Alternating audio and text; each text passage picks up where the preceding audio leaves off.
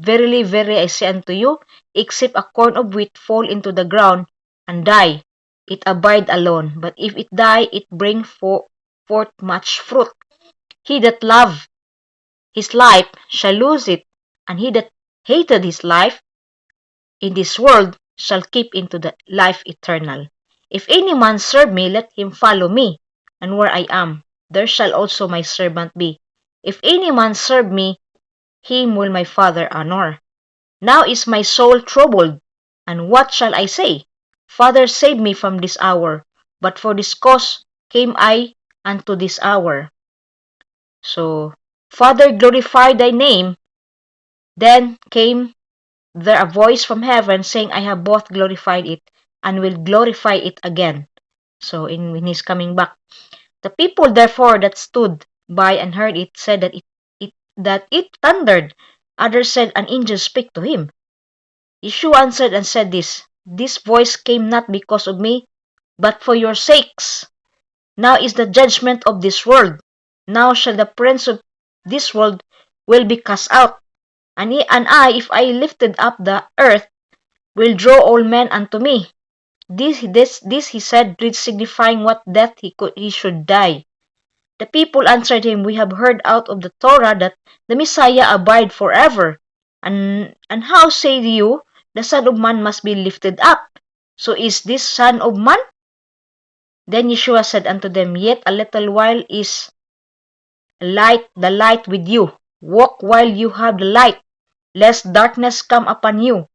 For he that walk in darkness know not whither he goes. While ye have light, believe in the light, that you may be the children of light. These things spake Yeshua, and departed, and did hide himself for them. But though he had done so many miracles before them, yet they believed not on him. Tagduduha pa sila daw.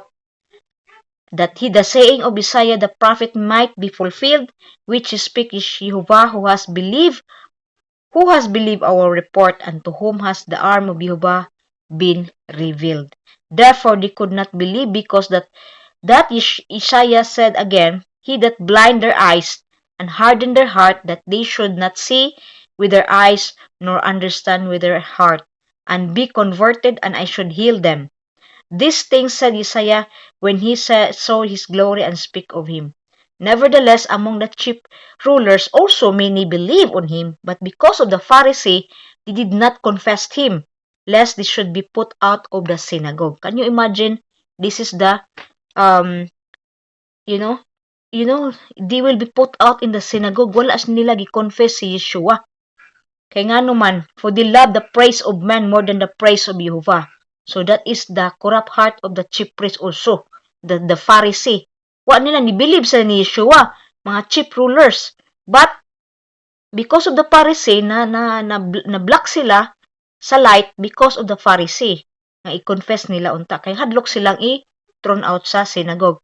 For they love the praise of man more than the praise of Jehovah. Yeshua cried and said, he that believe on me, believe on not on me, but on him that sent me. So, nihilak si Yeshua and said, he cried, he that believe on me, kung kinsa tong nituo nako, wala nagtuo nga nako, but nagtuo sa amahan na siya pinadala siya sa amahan. And he that see me, kung kinsa nakakita ni Yeshua as a Mashiach, nakakita siya sa amahan nga nagpadala niya down on earth. I am come a light into the world. Usa siya kahayag siya nga ni abot sa kalibutan. That whosoever believe on me should not abide in darkness. So wala ka sa darkness. What happened to these chief rulers, mga Pharisees? They're in darkness. Why? Because of their heart. Their heart, they are the heart of unbelief. So this is the unbelief that he's sent by Elohim. And if any man hear my words, the words of Yeshua, and believe not, kung di sila motuo sa iyang mga panulti, sila ra po'y naghukom sa ilang kaugalingon. I judge him not. Dili maghukom si Yeshua, but for I came not to judge. Yeshua, he will not judge the world because it's not the time at this time nga i-judge sila, but it is he came to save the world. He that reject me, kung gi-reject si Yeshua, and receive not my words, kasi siya, wa niya dawatang mga pulong niya, has one that judge him. So, mismo sila rin naghukom sa ilang kaugalingon, kay wa man gi-reject Manila. So, it means you reject the light, the full light of Elohim in the vessel of Yeshua, kay pinadala man siya sa Elohim. He is a perfect vessel of Elohim nga mo light sa all world. Kung nituo sila, the problem ilang heart nagduha-duha. Wa sila mutuo sa nga si Yeshua pinadala sa amahan from heaven. So, he that reject me and receive not my words, wala mo dawat sa iyahang kuan, pulong, has one that judge him. Mora mismo maghukom sa ilang kaugalingon. Why? Because Yeshua is light. Yeshua is light. So, if you believe that Yeshua is light, you will partaker of the light of Mashiach. Umutuo ka niya. But because ni-reject man siya sa word ni Yeshua, then you are, mura ningon si Yeshua nga, sila ra po'y maghukom sa ilang kaugalingon. Why? Because they choose the darkness. Outside of Mashiach is darkness. So you will be in the dark. You will be judged among of the darkness. You see? The word that I have spoken, the same judge him in the last day. Can you imagine the last day? So in the last day, you know that. When is the last day? So, for I have not spoken of myself, but the Father which sent me. So, Yeshua doesn't speak in his own. He doesn't speak on his own, but he speaks what is from above. Huh? The one who sent him is the Father, the Father, the Elohim of light. The full light of Elohim is in Yeshua. He is a perfect vessel of Elohim to use us for the people of Elohim. Because Yeshua is a mediator man. So, he gave the commandment. You see, it's Elohim who gave the commandment. What I should say and what I should speak. You see, Yeshua doesn't do in his own. He has not done his own. If you see Yeshua is doing the perfect will of the Father. He is the revelation of the Torah, because the Torah is the word of Elohim. The Torah is light. The Torah is dili na siya sa imong self, sa kanang kuan, sa imong animal nature, but that is for your divine soul, and that is the perfect vessel si Yeshua nga ni perform sa will sa Father. He is commanded. Look what he said here.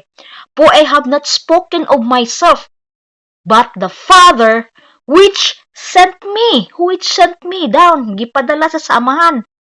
He gave me a commandment. Tagaan siya og kanang commandment. What I should say and what should speak, kung unsa isulti niya. So he's not doing in his own. Yeshua is really a perfect obedient unto Elohim. And now that this commandment is life everlasting. Maunay commandment ni amang Yehovah to Yeshua, the commandment of the life everlasting, nga mo save sa katawhan sa Elohim. And it was first to the Jew. Remember, he's in his brethren Judah. Whatsoever I speak, therefore, even as the Father said unto me, so I speak. So you can see that he doesn't rely on his own, because Yeshua is not doing on his own will, but the will of the one who sent him. So you have to understand this. This is why when he said, it's a very perfect katong yang giingon diri kung maingon ka nga about light, if you want to, I will explain this one. He that love his life shall lose it, and he that hate his life in this world shall keep in it unto life eternal. Try to meditate ani kining kuanan dapita, kining nga in Yohanan 12, because if you see that, kay ang kung kita, what does it mean? He that love his life shall lose it. Kung kita, damakoy my question, ang life ba na nato is kita ba nag-control? It's not, di ba? This is not our, wala ta na tao aning kalibutan nga kita naatay ka ng power nga kita may tag-iya sa atong life. No. that is come from the Father. From the Father. The breath of life is from the Father. So now Yeshua said, if we want to keep that life, ikaw mo control sa imong life, you will lose it. Why? Because that is your evil inclination. You are the one who, the God of yourself. But you cannot. Because we are in you, when you are in Mashiach, it is Elohim. You will receive the light of Elohim, and He is the one will direct you. That's why when you are in, if you will lose it, because you will lose it, then you are in the world. You will be part of the coming judgment of the darkness of this world. Because this is the place of where the death of Adam and Hava. So, because Yeshua came to save the whole world, to the world, then if you believe in Him, you will have life. So, kung mulus ka sa imong life, nga imong ihatag ni Mayuko, you completely trust your life to Him, then it is a life. You will have life. He said there, and he that hate his life in this world and shall keep it unto eternal life. So you will have a eternal life because Elohim is life man. Dili man siya death. This is not the father of death, but he is the living Elohim. Buhi siya nga amahan. He is a living buhay siya na ama. Dili siya patay. So kung patay mo nang you are living in darkness. It is the will of the free will of every one of us if we choose what is from the world. So now it's the time to choose life and death. We are now in the place of, and in our situation now is a life of death. Because when we choose life, we lose everything what is in our life. Give it unto Him, whatever comes. Because we do want to be partaker of this plan today, the plan of the coming Dihab system. We deny that because we do want that, because we know that there is coming system which is the light system, and this is for sure. The light system is no more the darkness, so it will be the ma-diminish na ma-destroy na tong kining old na to, because it's a time now to the revelation of the light of Mashiach. So this is why if you choose life, as Yeshua said, if you hate your life, if you hate his life, and this world shall keep it unto eternal life. So eternal life. So what is eternal life? Elohim is full of light. So if it's full of life, you have a full of nishama, the breath of life from Elohim. You're under the light of Elohim. But if you choose, you hold your life because you want to be God of yourself, and this is what happened today. They want to be God of themselves. They think that they can conquer death. They cannot. Because this is why people they want to go to in the Mars to live on their own. They become God to themselves. They want to create their own world outside from the one who created them. So this is why there will be distraction. These people will be deceived from their sa ilahang boss nila nga si Nahash, because they choose Nahash to believe that Nahash is honest. He's building the plan to build one world, but it will not be a one world because is divided, but it's only destruction. Because why? Because it is in the side of the darkness. But we are in Mashiach, it is light. Because Yeshua, as he came, and he was first coming, it was about from he is the perfect vessel of Elohim. He said that, he himself said that I come not on my own. I speak what the Father commanded for him. And that is the iyang commandment sa inyo is about the life. Ang it's the life everlasting. Mo na iyang purpose. Life everlasting. Mo na yang Kristo as a second Adam. He is the second Adam. Yeshua is the second Adam after from the first Adam who was in the mortal body, and now we are in Mashiach as life everlasting. So, if we choose Yeshua to walk, I know, kay karon gud nga time is a time to choose life and death. So, if you choose life, you will be in Mashiach, whatever that happen aning kalibutan na, nga dili jud ka sa way of the system now. You're waiting for the coming kingdom.